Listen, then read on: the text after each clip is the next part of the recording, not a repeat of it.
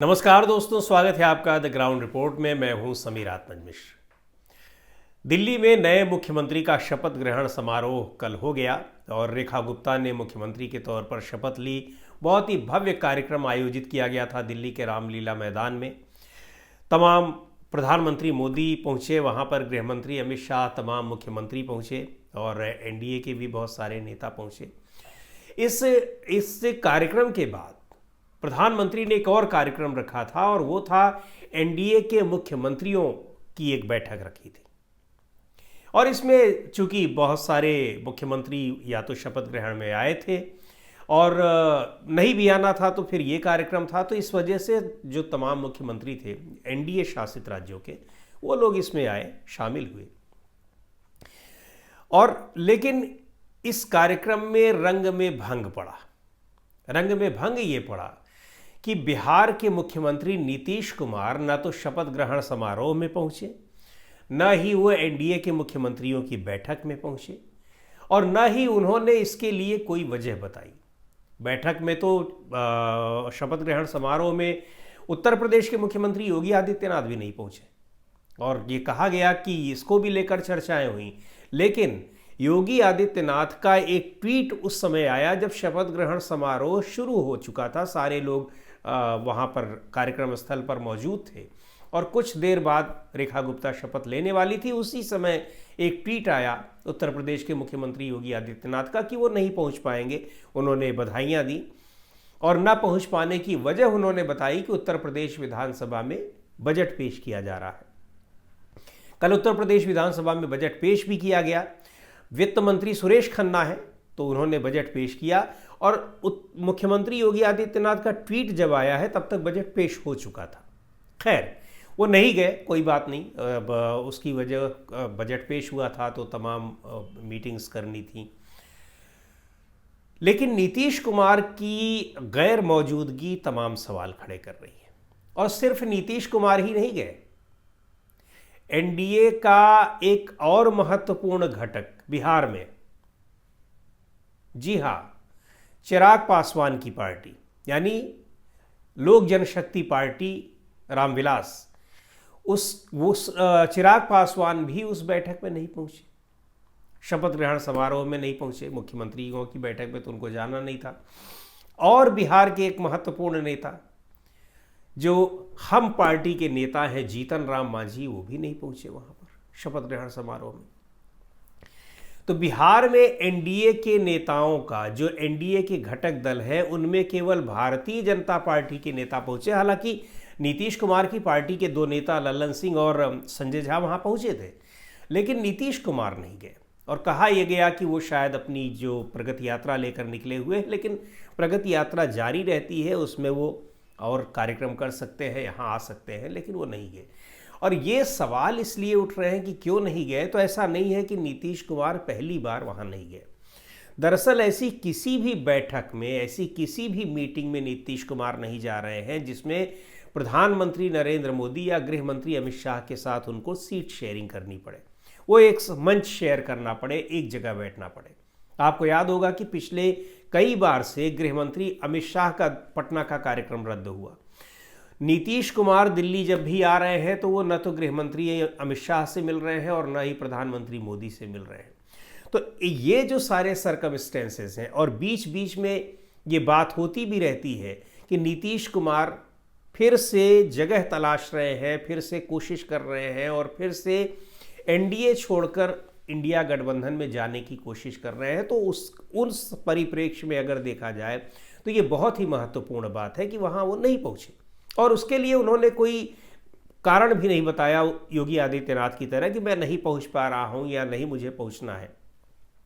आप शपथ ग्रहण में नहीं पहुँचे, आपको पहुँचना चाहिए था जो एनडीए के मुख्यमंत्रियों की बैठक, आप वहाँ भी नहीं पहुँचे।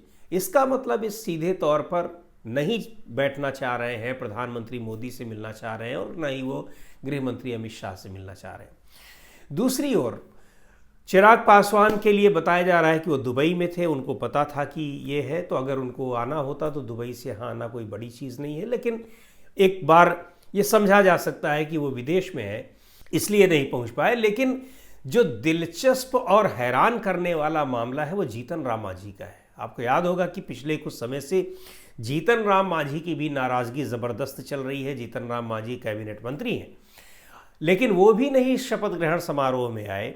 और जीतन राम मांझी इससे पहले भी कह चुके हैं कि हमको बिहार विधानसभा चुनाव में और ज़्यादा सीटें चाहिए। वो लगातार दबाव बना रहे हैं, ये तक कह चुके हैं कि उन कैबिनेट से वो बाहर निकल जाएंगे, धमकी तक दे चुके हैं।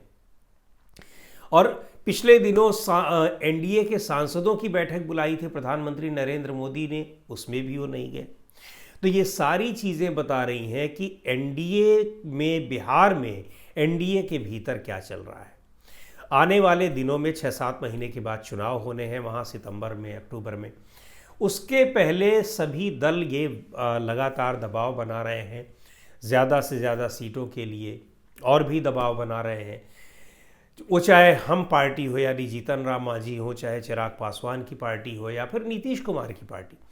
तो ये सारी कोशिशें ये दिखा रही हैं कि किस तरह से एनडीए गठबंधन के भीतर उथल पुथल मची हुई है। एक बात और, इन तीनों ही पार्टियों में, ख़ास तौर पर चिराग पासवान की पार्टी और नीतीश कुमार की पार्टी, इन दोनों के बीच में इस समय तालमेल ज़बरदस्त बेहतर दिखाई पड़ रहा है।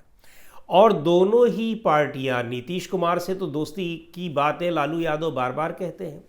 कल ही जब वो नहीं पहुंचे तो उनके वीरेंद्र सिंह से, एक जो आरजेडी के नेता हैं, लालू यादव के बहुत ख़ास हैं, उनसे पूछा गया तो उन्होंने साफ तौर पर कहा कि नीतीश कुमार फिर से हमारे साथ आने वाले हैं, आ रहे हैं। उन्होंने तो बिल्कुल इस तरह से कहा। तो ये सारी चीज़ें दिखा रही हैं कि नीतीश कुमार मिल रहे हैं ये तेजस्वी यादव से भी। लालू यादव ने सीधे तौर पर कहा कि हमारे साथ आएंगे। उसके अलावा चिराग पासवान की मीटिंग्स तेजस्वी यादव के साथ हो रही हैं। बार बार राहुल गांधी का पटना दौरा ये बता रहा है कि किस तरह से इंडिया गठबंधन अपना दायरा वहाँ बढ़ा रहा है। और धीरे धीरे ये पार्टियां, जिनको भारतीय जनता पार्टी सोच रही है कि इन क्षेत्रीय पार्टियों को हम कमज़ोर कर दें, वो पार्टियां एकजुट होकर इंडिया गठबंधन में जाने की तैयारी कर रही हैं और भारतीय जनता पार्टी को कमज़ोर करने की कोशिश कर रही हैं। अब ये सारी चीज़ें बता रही हैं कि इंडिया गठबंधन बिहार में किस स्थिति में पहुंच गया है।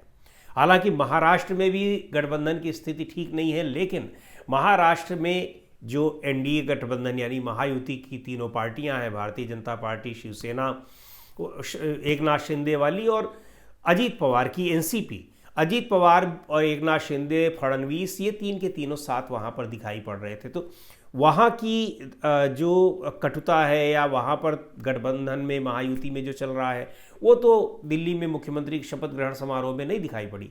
लेकिन बिहार की में एनडीए के भीतर जो एक अलगाव दिखाई पड़ रहा है, वो साफ तौर पर कल दिल्ली में दिखाई पड़ा। और इसके एक बड़े नतीजे दिखाई पड़ सकते हैं, इसके बड़े मतलब निकाले जा रहे हैं। और निश्चित तौर पर चुनाव आने वाले दिनों में हों, उसके पहले अगर इस तरह का घटनाक्रम दिखाई पड़ रहा है, इस तरह की स्थितियां दिख रही हैं, तो निश्चित तौर पर उसके बड़े राजनीतिक मायने हैं। निकाले क्या जा रहे हैं, बल्कि वो साफ दिखाई पड़ रहे हैं।